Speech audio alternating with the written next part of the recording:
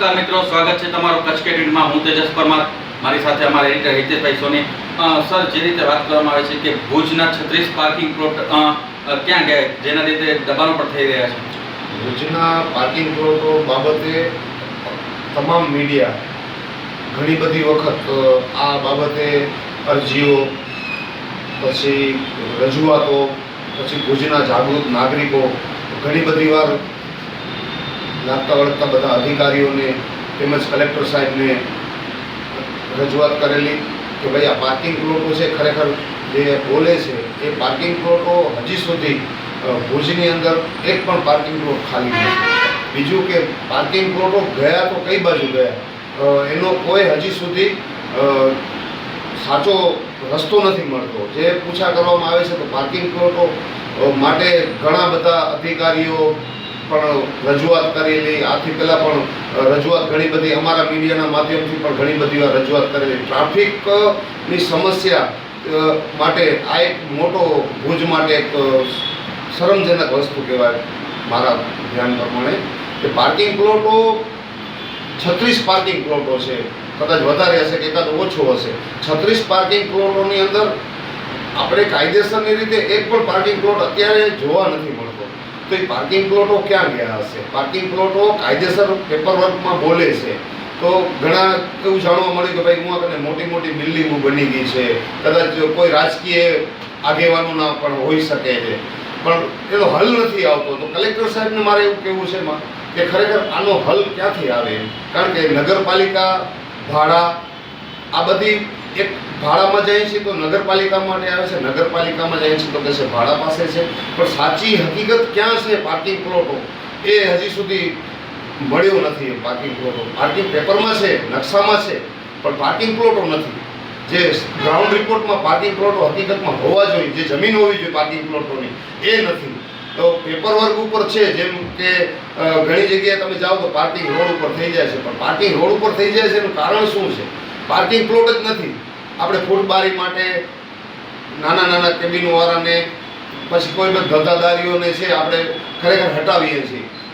Traffic થતી હોય તો હટાવવા પણ જોઈએ, આપણે એમ નથી કહેતા કે ન હટાવવા જોઈએ, પણ ખરેખર આ પાર્કિંગ પ્લોટનો હલ શા માટે નથી આવતો? એમાં ખરેખર ભુજના એક ધારાસભ્ય છે એમને પણ આ બાબતે ધ્યાન દેવું જોઈએ।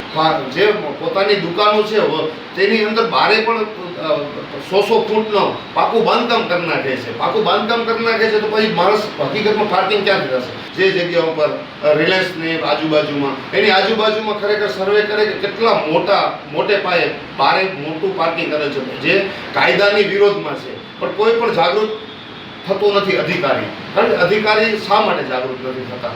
એના માટેનો એક ધારાસભ્ય છે, કલેક્ટર સાહેબ છે, એમને ખરેખર આ બાબતે પૂરતું ધ્યાન આપવું જોઈએ કે ભુજની અંદર, ભુજ એટલે હમીરસર તળાવ છે, એક આપણું એક ફરવાની જગ્યા છે, એના બહુ મોટું થાય છે, જ્યાં નાના ધંધાકીઓ છે એના ઉપર આટલો બધો ઝુંબેશ થાય છે, આટલું બધું ડખાડુખી થાય છે, તો એ ખરેખર ન થાય એના ઉપર મારું માનવું એવું છે કે સરકાર પાર્કિંગ પ્લોટો આજથી ઘણા વર્ષ પહેલાં બનેલા છે, ભૂકંપ પહેલાંનું છે, અત્યારનું નથી।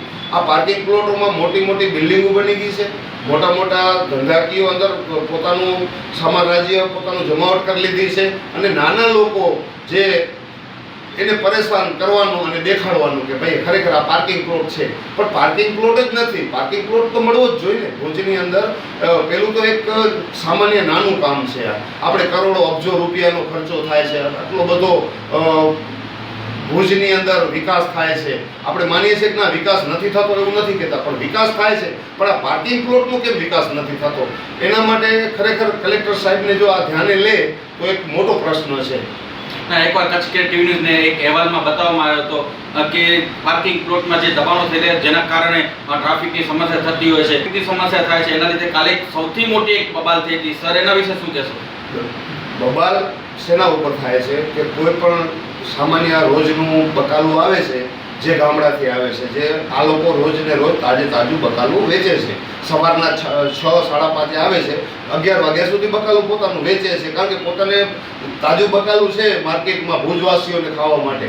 તો એ ગામડેથી બધા ટેમ્પો ભરીને, ટ્રકો ભરીને, જે અત્યારની આંબાની સિઝન છે તો આંબાનું છે તો વેચાણ કરવા માટે પોતાનો હાથ લારી ઉપર પોતાનો ધંધો કરે છે। તો હકીકતમાં વસ્તુ એવી છે કે આનાથી કોઈ દબાણ થતું હશે, આપણે એમ નથી કહેતા કે નહીં થતું હોય કે ટ્રાફિક થતી હશે, સમસ્યા થતી હશે, પણ જે આજુબાજુમાં જે સામ્રાજ્ય જેને ઊભા કર્યા છે, જે પાકા બાંધકામો કર્યા છે, એને એના ઉપર લાલાત કરવી જોઈએ એમ કે કચકેર પાસે એક સૌથી મોટો પુરાવો છે, એ ફોટા આવ્યા છે કે ભુજ નગરપાલિકાના 2 કર્મચારી એક લારી ગલ્લાવાળા ઉપર હાથાપાઈ કરે છે. એ ફોટા પર તમને અમે બતાવશું. પણ આવી રીતે જો નગરપાલિકાના આવા જે કર્મચારી કરતા હોય એ યોગ્ય ના કહેવાય. કાલે જે મામદભાઈનો અમે ઇન્ટરવ્યુ લીધો ત્યારે એમ કીધું કે આ ગુંડારાજ બંધ કરો, આ નગરપાલિકા આ લોકોને ઘર ભેગા કરવા જોઈએ. સાહેબ આપણી પાસે પુરાવા છે, એ બાબતે તમે શું કહેશો? નગરપાલિકાનો હોય અથવા કોઈ પણ એક કર્મચારી હોય, એ કર્મચારી શેના માટે હોય છે? એ નગરપાલિકા પોતાનો કર્મચારી છે, પોતાને કહે છે ભાઈ તું કોના સામે વાત કરસ, તું કોણ છો, શું છે, તું મારા સામે વાત ના કરી શકે. ખરેખર એક જાગૃત નાગરિક તરીકે એક પોતાના પેટ માટે એક આપણે સમસ્યા લઈને જશું તો કોના પાસે જશું, રજૂઆત કોના પાસે કરશું? તો એનો એક હિસ્સો બને છે કે ભાઈ એની જવાબદારી છે, દબાણ શાખાની જવાબદારી છે, જવાબદારી પોતાની પોતે ફરજ બજાવી શકે છે, એમાં એ રાઈટ છે, હું ના નથી પાડતો. પણ જે અમાનિક જે વાત કરે છે કે ભાઈ તમે મારા સામે વાત ના કરી શકો, તમે આવી રીતે ના કરી શકો, વાત તો એક આપણે ગમે તેના સાથે વાત કરી શકીએ, આપણો અધિકાર છે કે સાહેબ અમે આમ નહીં આમ કરીએ છીએ, આવી રીતે અમને થોડોક રાહત આપો, અમને ધંધો કરવા માટે અહીં આવ્યા છે. જે તમે ખરેખર આટલું મોટું દબાણો થઈ ગયા છે, ભુજમાં પાકા બિલ્ડિંગો બની ગઈ છે, ઘણી જગ્યાએ એવું હોય છે કે જ્યાં એકને ગોળ અને એકને ખોળ એ ટાઈપનું ન હોવું જોઈએ. જે પોતાના જે કર્મચારીઓ છે, અમુક લોકો છે અંદર મિલીભગતના, તે એની અંદર આ બધો સામ્રાજ્ય ચાલે છે. પણ નાના લોકોને પરેશાન કરવાથી કોઈ ફાયદો થવાનો નથી. નાના લોકો પોતાની રોજીરોટી ચલાવે છે. ખરેખર ભુજની અંદર આપણે જોવા જઈએ છીએ તો ચારે બાજુ મારા માનવું નહીં પણ હકીકત છે કે તમે ગમે એ બાજુ જાઓ દારૂ ખુલ્લેઆમ મળે છે, ગાંજો અહીંયા વેચાય છે. કેટલા મહિનામાં પોલીસ એનું કામ કરે છે, મહિનામાં કેટલા બધા ગાંજાઓના, દારૂના, માફિયાઓ, લુખાઓના કેસ થાય છે, જમીન દબાણોવાળાના, ઓના ગૌચર જમીનો, કેટલું અતિની ગતિ આપણે જોવા મળે છે. 5000 વાર કરોડોની જમીન ખાલી કરાવવામાં આવી, અહીંયાની જમીન ખાલી કરાવવામાં આવી. ગૌચર જમીન ઉપર મોટી મોટી હોટલો બની ગઈ છે, ગૌચર જમીન ઉપર સરકારની જમીન ઉપર મોટા મોટા 4-4 માળની બિલ્ડિંગો બની ગઈ છે, પણ છતાંય કોઈ હલ નથી આવતો. શા માટે? કારણ કે હવે એ બતાડવા જશું તો એમનું બિલ્ડિંગ તૂટી જશે. નાના લોકોને તમે બતાડશો તો આપણે એમ ઢંગાઈ જશે કે નહીં અમે આટલું કામ કર્યું. તમે કોઈ પણ કચેરીની અંદર જાઓ, બહારે જાઓ, ટોટલ એજન્ટ બેઠા છે, ટોટલી જગ્યા ઉપર. મામલતદાર કચેરીમાં જશો તો બારે એજન્ટ બેઠા છે, કલેક્ટરની કચેરીમાં જશો તો બારે એજન્ટ બેઠા છે. હરેક જગ્યા ઉપર આ સામ્રાજ્ય છે. તો એની અંદર કલેક્ટર સાહેબ તેમજ ધારાસભ્ય આપણા એમને ખરેખર પૂરતું ધ્યાન આપવું જોઈએ આ બાબતે કે ન્યાય મળે, કોઈ પણ નાગરિકને ન્યાય મળે.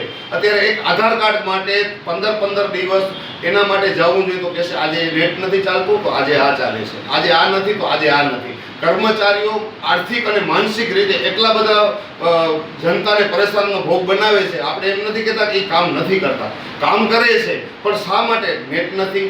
લોકો બિચારા 70-80 વર્ષના લોકો કોઈ ગામડેથી 50 કિલોમીટર, કોઈ 40 કિલોમીટરમાંથી આવે છે, તો એને ન્યાય નથી મળતો. એ આજે આવે છે તો બેન કહેશે કાલે આવજો, કાલે આવે છે તો બાપ આજે નથી થયો કાલે આવજો, કાલે આવે છે તો કહેશે બા હજી 2-4 દિવસ રહીને આવજો. તો આનો છેલ્લે હલ નથી આવતો. પછી બીજું કે ગમે તે ગામડેથી આવે છે તો એવું કરવું જોઈએ કે જે આધાર કાર્ડને છે એને પોતાનું ગામ છે તો ગામની અંદર એને આઈડી આપી દેવી જોઈએ, તો ત્યાંથી પોતાનું કામ કરી શકે. નાના ગામડાઓ છે બિચારા ભણેલા છે નહીં, તો એની અંદર ઘણી બધી વાર એવું થતું ભાઈ આ જવું છે, અહીંયા જવું છે, આમ કરું, બા આજે નહીં થાય કાલે આવજો, કાલે નથી બા 2 અઠવાડિયું રહીને આવજો. આ માનસિક ટોર્ચર. અને એજન્ટોને 500 રૂપિયા આપશો તો તમે તમારું કામ ફટકેતન થઈ જાય છે. તો એ કેમ ન હોવું જોઈએ એમ.